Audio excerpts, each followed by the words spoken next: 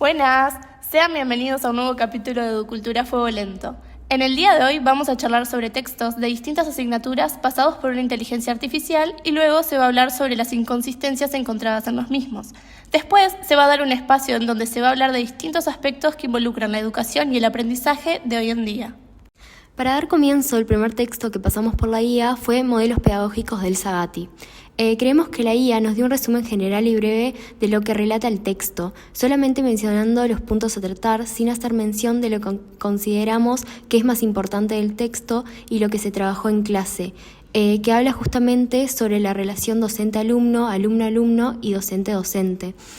No se mencionan puntos fundamentales como por ejemplo en el caso de los modelos centrados en la formación, el hecho de que nadie forma a nadie, sino que el sujeto se va formando a sí mismo y el docente acompaña en el proceso de aprendizaje, esto de la relación alumno-docente. Siguiendo con las inconsistencias de este texto, encontramos que en el caso de los modelos centrados en la enseñanza no se menciona el hecho de que son magistocéntricos, teniendo al docente como eje central y haciendo un recorrido histórico sobre el rol docente. Se habla del magister como árbitro de la verdad, el docente como erudito de su disciplina y el alumno como el que no sabe y aprende con el descubrimiento.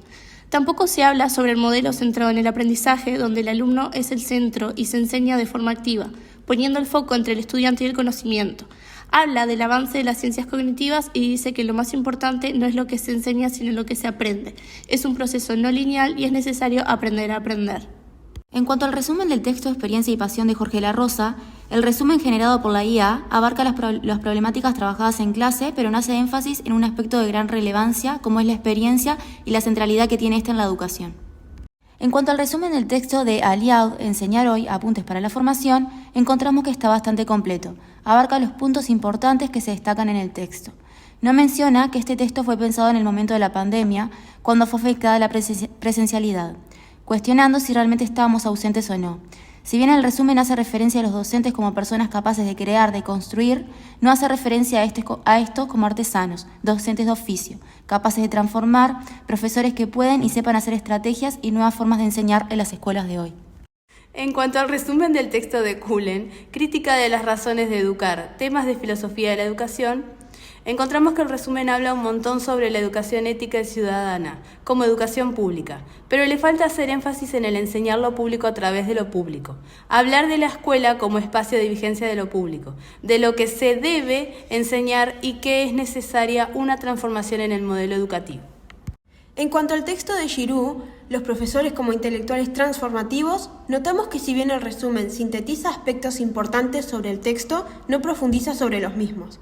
Si nosotras hiciéramos el resumen, mencionaríamos a los docentes como intelectuales reflexivos transformadores, capaces de llevar una pedagogía que tenga que ver con una transformación social y que el rol del docente nunca es neutral y debe darle sentido a la reflexión.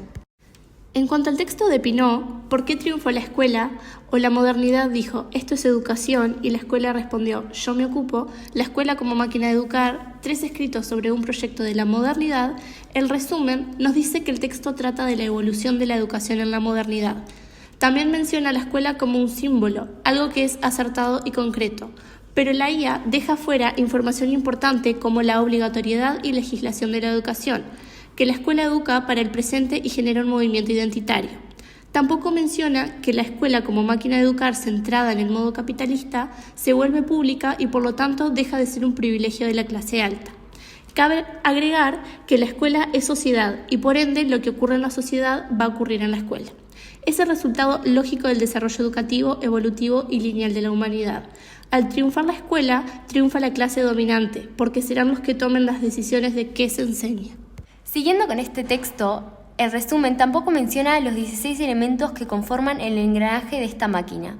Estos son la homología de la educación, la matriz eclesiástica, la regulación artificial, el uso específico del espacio y tiempo, pertenencia a un sistema mayor, fenómeno colectivo, formación de un cuerpo de especialistas dotados en tecnologías específicas, el docente como ejemplo de conducta, especial definición de la infancia, establecimiento de una relación inmodificablemente asimétrica entre docente y alumno, generación de dispositivos específicos de disciplinamiento, currículo y prácticas universales uniformes, ordenamientos de los contenidos, descontextualización del contenido académico y creación del contenido escolar, la creación de sistemas de acreditación, sanción y evaluación escolar, la creación de una oferta o demanda impresa específica.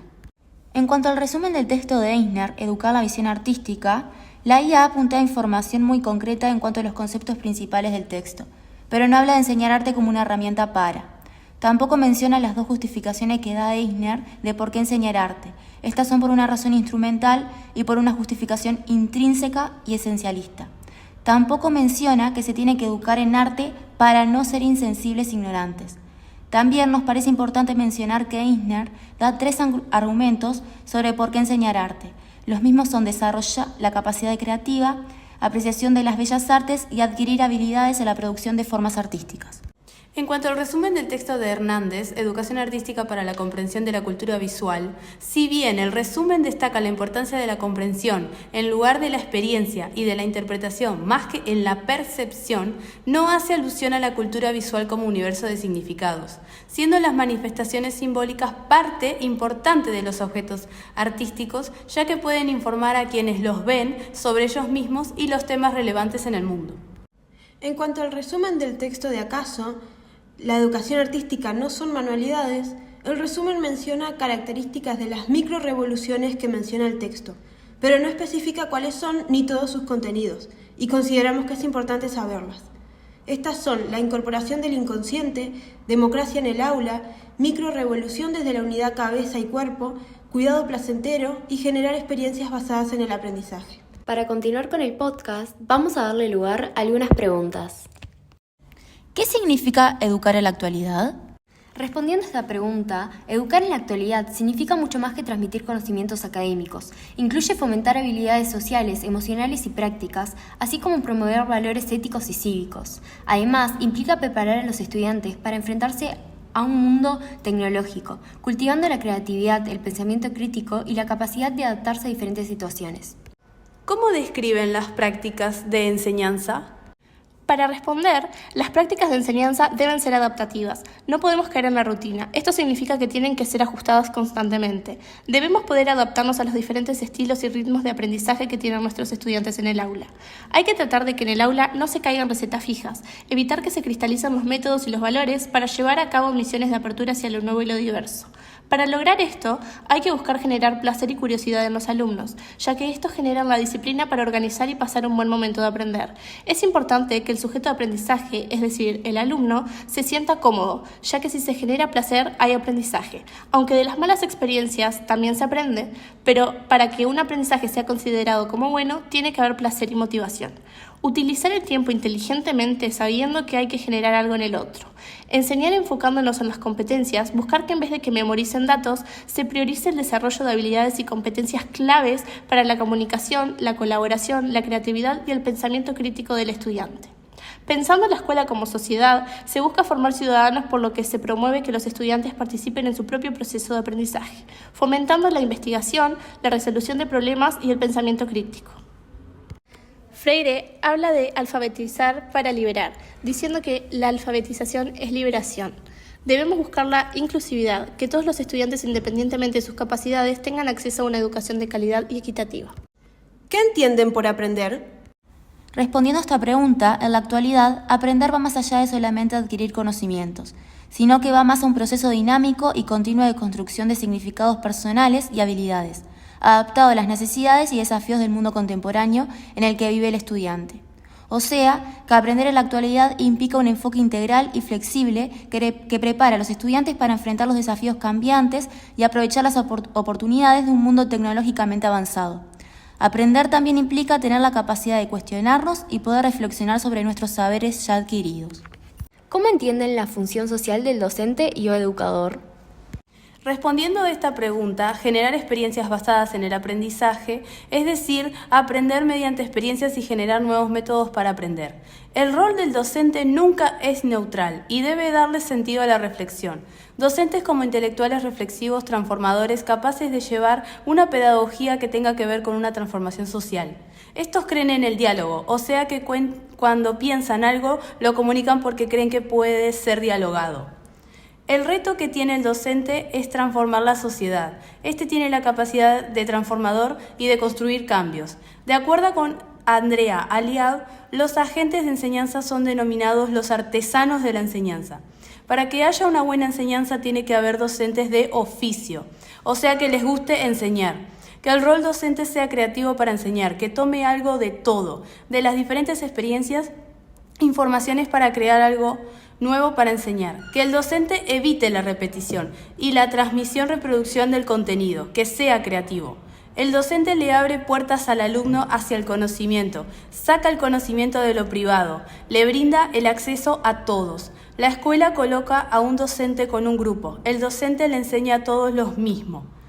Le abre a todos las mismas puertas sin importar si está preparado para ello o no, o si tiene ya abierta alguna puerta. ¿Cuál es el rol de los software de inteligencia artificial generativa en la enseñanza y el aprendizaje hoy? El rol de los software de inteligencia artificial generativa son cada vez más utilizados tanto en la vida cotidiana como en la educación. La misma permite la facilitación del contenido educativo, como por ejemplo aplicaciones para generar materiales educativos como presentaciones, ejercicios y evaluaciones basados en algoritmos que son analizados por datos.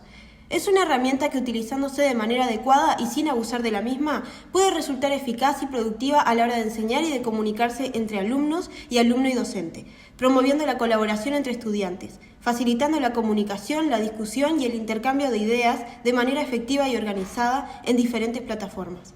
Siendo así una herramienta que también puede ser utilizada por personas con discapacidad o dificultades, como por ejemplo las personas con baja visión o totalmente ciegas, personas sordas o con discapacidad intelectual. ¡Muchas gracias!